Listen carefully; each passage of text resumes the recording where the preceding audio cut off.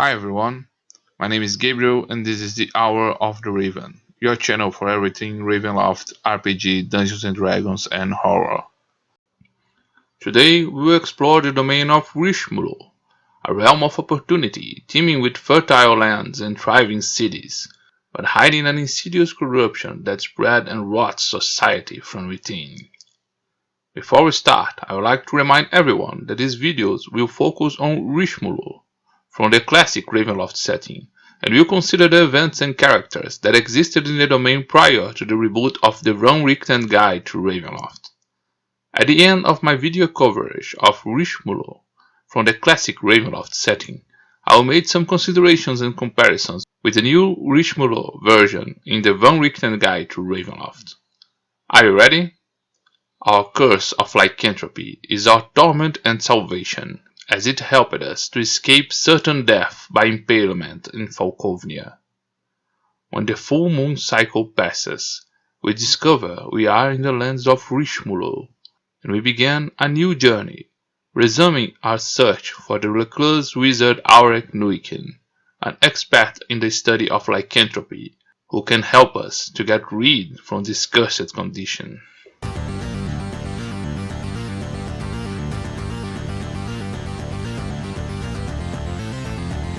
Hour of Raven.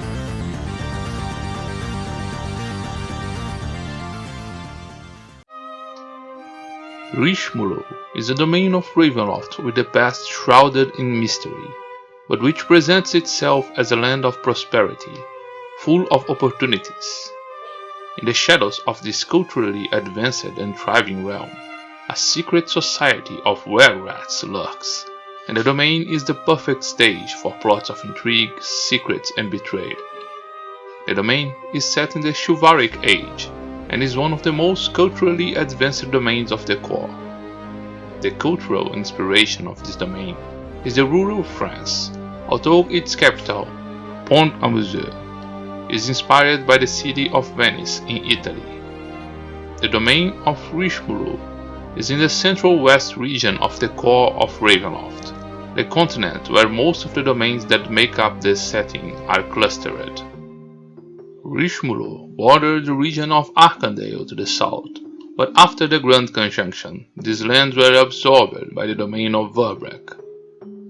To the east, the domain borders the realm of Borca, to the west with the lands of Mordant, and to the north with the realm of Demolu and the warlike kingdom of Falkovnia.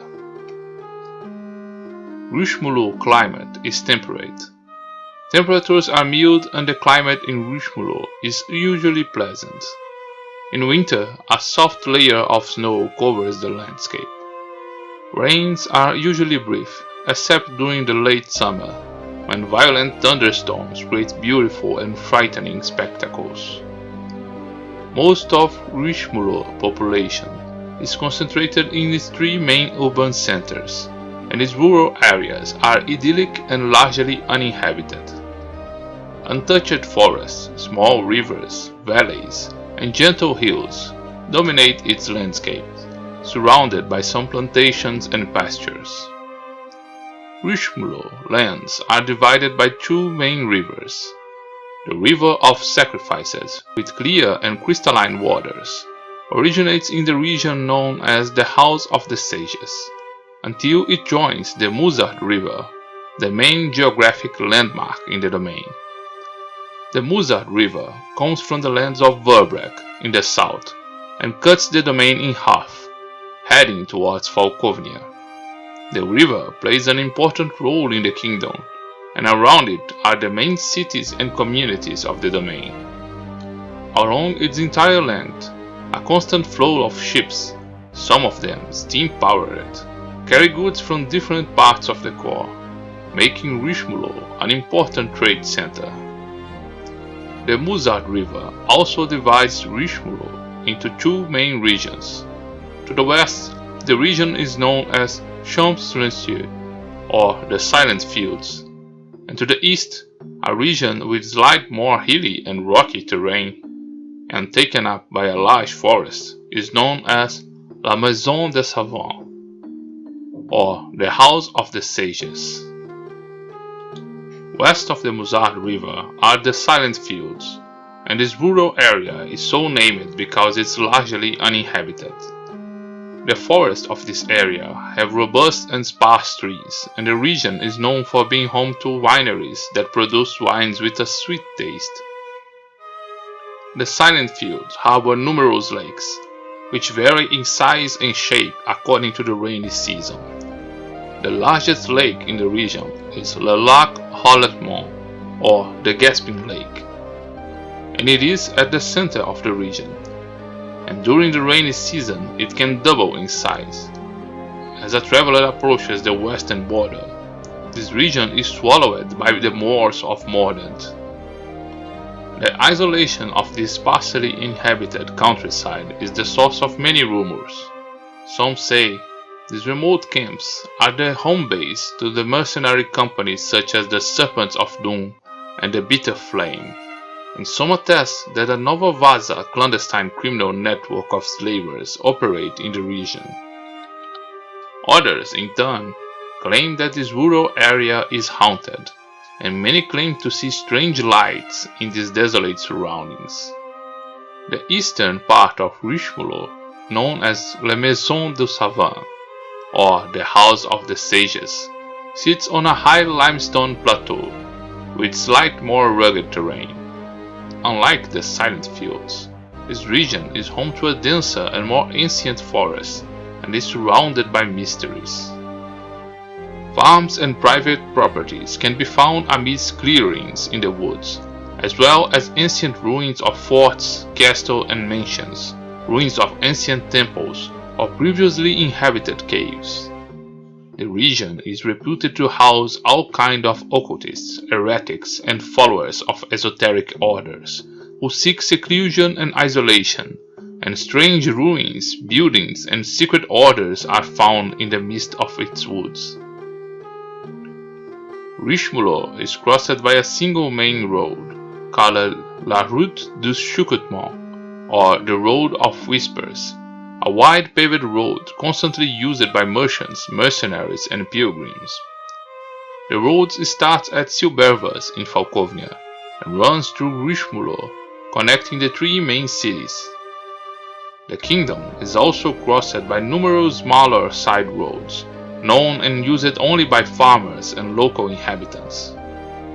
Richemoulo is known as a realm of idyllic beauty, and much of it stems from its flora. The Silent Fields have pastoral landscapes, which are very flowery during the summer. Its groves contain oaks, ash, alders, and royal ferns. The undergrowth is full of small white flowers and orchids of different shapes and colors. In the region of the House of the Sages, the forests are home to a greater variety of wild vegetation, containing pine, aspen, and fir trees, and during the summer, the place is known for a strong scent of blooming flowers. The fauna is typical of a temperate climate, and is home to squirrels, beavers, wild boar, deer, hares, and weasels. Among the predators, badgers, wildcat, foxes, and wolves roam the rural areas, but these animals rarely pose a danger to shepherds and farm animals. Despite the proximity to Verbrugge, Richemoulo never had a large population of wolves, and academics and experts say that this situation occurs because the top of the food chain in these lands belongs to hordes of rats, which can be found both in urban areas and in rural areas. The rats in this domain behave with the aggressiveness of large predators, and some reach a dire size. Richemoulo is full of legends of hauntings, and ghost sightings are common in this domain. Other supernatural creatures such as vampires and werewolves have little impact on the kingdom's rural areas, but its large and mostly uninhabited cities give rise to urban legends about monstrosity that lurk in the empty and decaying house, such as doppelgangers, vampires, and lycanthropes. Its vast tunnels and sewer systems also harbor grotesque horrors like oozes, killer fungi, and strange vines and aberrant plants. The urban underground is taken over by countless rats, which make these tunnels their home and their breeding nests. If local folklore is to be believed, these gnawing pests do not inhabit these tunnels alone, and a large number of were-rat lycanthropes lurk beneath the city. Rishmulo human population is one of the most diverse in the Lands of the Mists, and is home to many groups of different nationalities. When the domain was unveiled by the Mists, for the most part uninhabited, many saw in these lands an opportunity for a new life. Those who come to Rishmulo have easily managed to receive permission from the nobility to colonize lands or vacant residence in the cities, provided they swear loyalty to the kingdom and pledge themselves to its defense. Rishmulo acquired the reputation of being a land of opportunity, but many accuse the ruling Rainier family of granting shelter to criminals, fugitives, heretics, outcasts, and exiles from other lands. Most of Rishmulo population is human, but some halfling communities can be found in its larger cities. Fugitives from the horrors of the Falkovian regime find support in these lands, and the domain has increasingly harbored many half-Vistanis and Vistanis who escaped the horrors of Malokio Adere's genocide. In general, the population of Rishmulo is fair-skinned, with tones that can range from pale to slightly tanned. Most of the population has blue eyes, although green and grey eyes can also be found.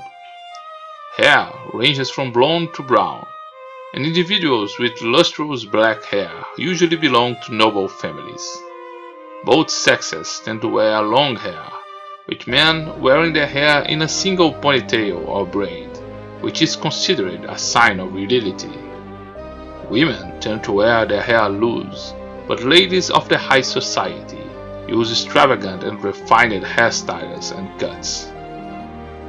Wearing long facial hair is frowned upon, but many men wear well-trimmed goatee and mustaches. Rishmulo men and women dress with practicality. Both sexes wear loose blouses with laces that tie in the front. Men wear pants and women wear knee-length skirts, and both sexes usually wear black boots. During the winter, it is common to wear dark cloaks, and authority figures such as soldiers, magistrates, and aristocrats wear a tall bicorn hat adorned with a single feather.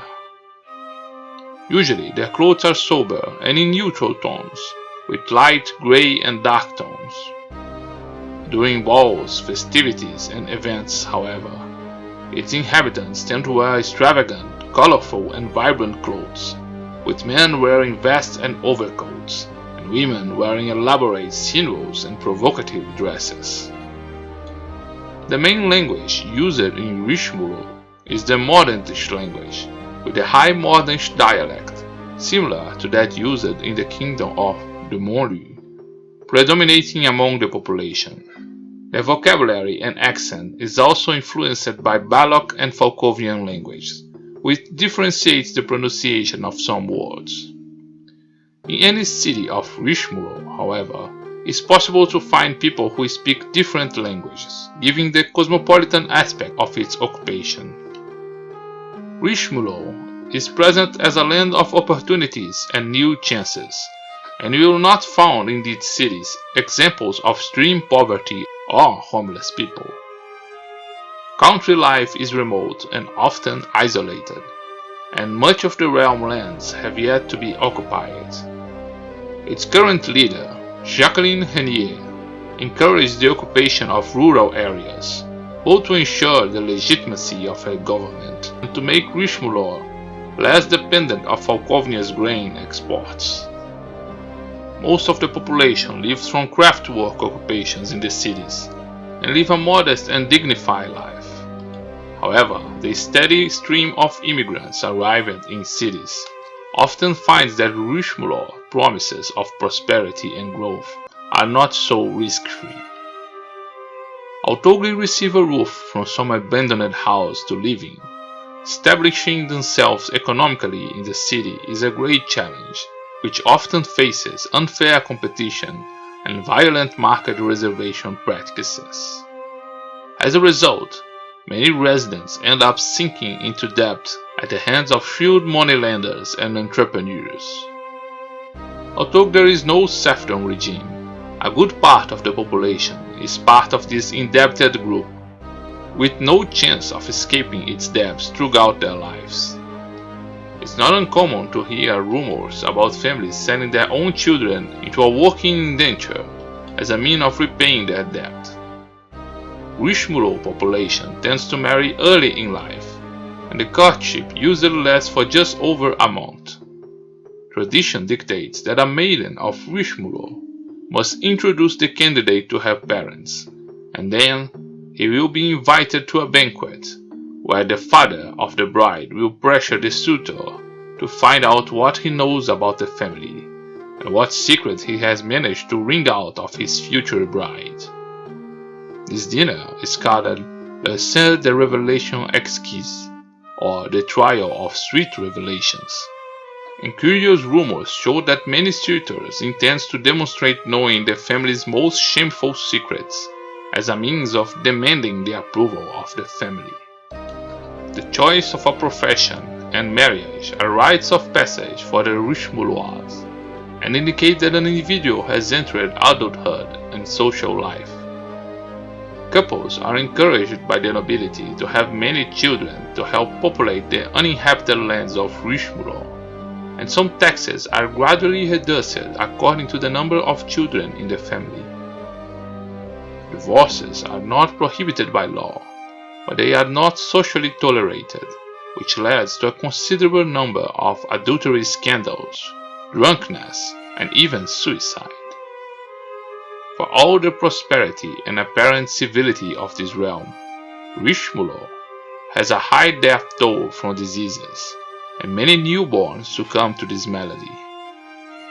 Ominous rumors point out that large numbers of children simply disappear from their cribs at night, and the most superstitious claim that this disappearance marks the child being kidnapped by the rats and were-rats that roam in their tunnels. Rich-Mulot culture values guile, intelligence, and initiative, and these values are reflected in their education. Noble and aristocrat families generally hire private tutors for their children, but even among the poorest family, it is common for the children to be educated with the basics of writing and arithmetic. Learning a trade is an important step in the education of the majority of the population, and the young people from the lower classes seek apprenticeships in guilds and workshops in the cities to learn a trade. Rich-Mulot culinary is heavily influenced by the Monlu cuisine, but is more concerned with flavor than with the presentation of dishes. Many of its typical dishes have pork, lamb, duck, and rabbit, and are accompanied by cheese, mushrooms, and vegetables, with plenty of olive oil and garlic.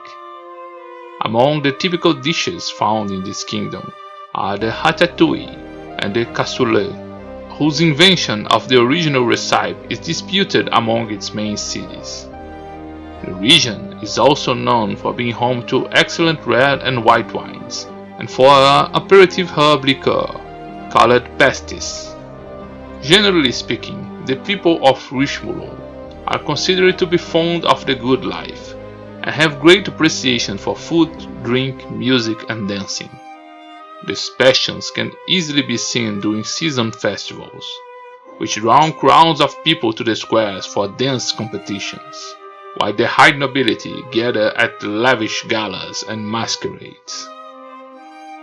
Rich-Mulot are extremely sociable individuals and meet constantly in cafes and taverns. These open and inviting ways hide a constant paranoia, and many conversations sometimes feel like a strange game of strategy, with individuals choosing with extreme care what they reveal about themselves and their families. Rumors, gossip, and scandals are common issues among society, and the population is eager to discover and spread news about the life of others.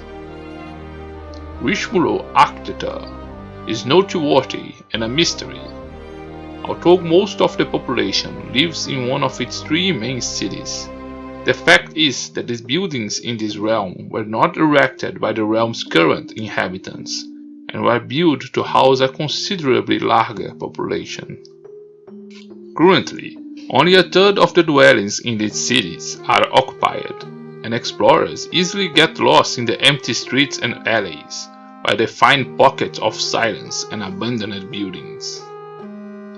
Its architecture is both ornate and decadent, revealing opulence and neglect. Among its narrow alleys, and its conical roofs and steep gables, you can see the work of master craftsmen in mansions, aqueducts, bridges and walls. The quality of this work is eroded by time and neglect, with the glory of their past hidden by cracks, vines and mosses. The most disturbing architectural work found in Rishmulo, however, are in the sewer systems, which have wide underground galleries and tunnels, ingeniously constructed to withstand floods and waves from their cities. Even the simplest houses in the cities have access to this intricate sewer system, which proves to be more advanced than any found in the core lands. The construction of these architectural marvels cannot be attributed to the current population, however, as when Rishmulo realm was unveiled through the mists, these empty and abandoned structures were found by the first explorers, and the identity of their builders remains a mystery. The population of Rishmulo takes a caution view of magic, but lacks the prejudice and superstition that is common in other realms in the lands of the mists. Magic is seen as a powerful and dangerous tool, and its users, especially the arcane, are seen as potential allies or rivals by the nobility. Many of the arcane, and followers of esoteric religions and cults, end up seeking isolation in the woods of the House of the Sages, where they can pursue their interests away from the prying eyes of the society. Rishmulo society is composed of immigrants from diverse lands of the mists, and the kingdom does not have a dominant or intolerant view of religious practices. The Church of Ezra managed to establish itself in its main cities, but the cult of Hala also gained space in these lands, taking advantage of the greater tolerance found in this realm. The majority of the population does not bring up theological issues as social norms, and adherence to a creed rarely interferes with the citizens' routine. The Church of Hala finds a large following in the rural areas of Rishmulo, and its hospice have also been established in its main cities. Despite not being persecuted, the ruling Renier family seems to have a certain distrust and restriction towards the Hala witches. Ezra's fate quickly seeped in Rishmulot lands after its unveiling through the mists, and temples were established in the major cities. Although the Bastion of Mordant has managed to establish itself in the region, most of these temples are linked to the modern Church of Borka, and many nobles from Rishmulo take advantage of their relationship with the church to expand their network of influence. Ominous rumors indicate that several heretical cults of the Ezra faith lurk in the mysterious House of the Sages, and participate in esoteric orders of unknown purposes. When the kingdom of Rishmulo was unveiled by the mists, some important families of nobles and aristocrats migrated to these lands, seeking to increase their power. Among these families, the most powerful and dominant is the Renier family, who established themselves from the beginning as the central figures in charge of the realm. There is no legal or religious basis that establishes the Reniers as rulers of Rishmulo, but from the time of Claude Renier to his granddaughter Jacqueline Renier, no one has ever threatened the influence and power of this family. Rishmulo is an hereditary aristocracy, but a family position in the power structure is not defined by their wealth or possessions, but by the secrets they know. Many attest that the Reniers' dominance stemmed from the vast knowledge of the rivals' secrets and from an efficient mixture of blackmail, betrayal, intimidation, reciprocity, games of seduction and violence. These games of intrigue are also reflected in the nobility and aristocracy that rule Richmulo, and noble families are all the time protecting their secrets while looking for a way to expose their rivals. In this complex game, large families can be reduced in influence and power in a matter of months, and they must be very careful with whom they ally themselves, lest they be betrayed or manipulated and see their importance fade into some scandal. For the common population, these games of intrigue and threat rarely affect their routine, and the only contact they have with this luxurious world of aristocracy is through constant gossip, rumors, and scandals. Each noble and aristocrat family is responsible for administering part of the territory.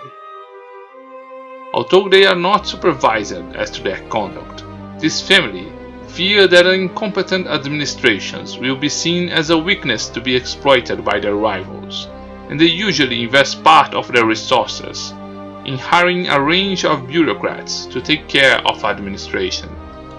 Corruption is common in these administrations, but the population is not enraged with these practices, and they have adapted to the fact that it is necessary to circulate some money to obtain advantage and solve problems.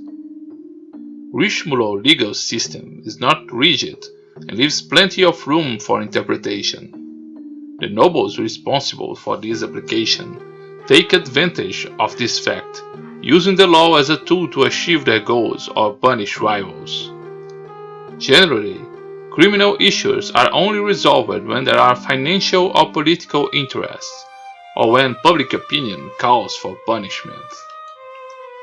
Peacekeeping in Richmulo is maintained by militias hired by the nobles, and will report directly to them. In large cities, the main families contribute to the formation of the City Watch, which gather in different companies, sponsored by noble families. Although they cooperate in the City Watch, there is a strong rivalry between these companies, creating a tense relationship between the city guards. Richmulo has invested heavily in expanding its agricultural areas to lessen its dependence on Falkovnia's grain. The Reniers have encouraged the occupation of lands in the Silent Fields for the opening of wheat, barley, and oat plantations. The region also has many oceans and has become famous for its wine productions. The region of the House of the Sages, on the other hand, has a rockier soil and is more suitable for livestock production. Richmulo's economy depends mainly on its artists and workshops, and its master craftsmen are respected throughout the core. The production of the workshops is directly controlled by guilds, which seek to maintain a quality standard in the production of their members.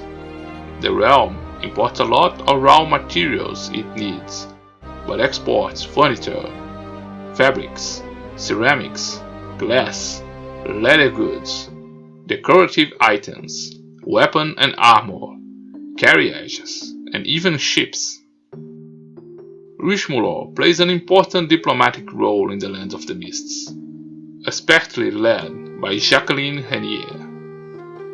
Richmulo's main cultural influence is the neighboring kingdom of the Montlhéry, but it also has important commercial and social ties with the lands of Borca and Mordant.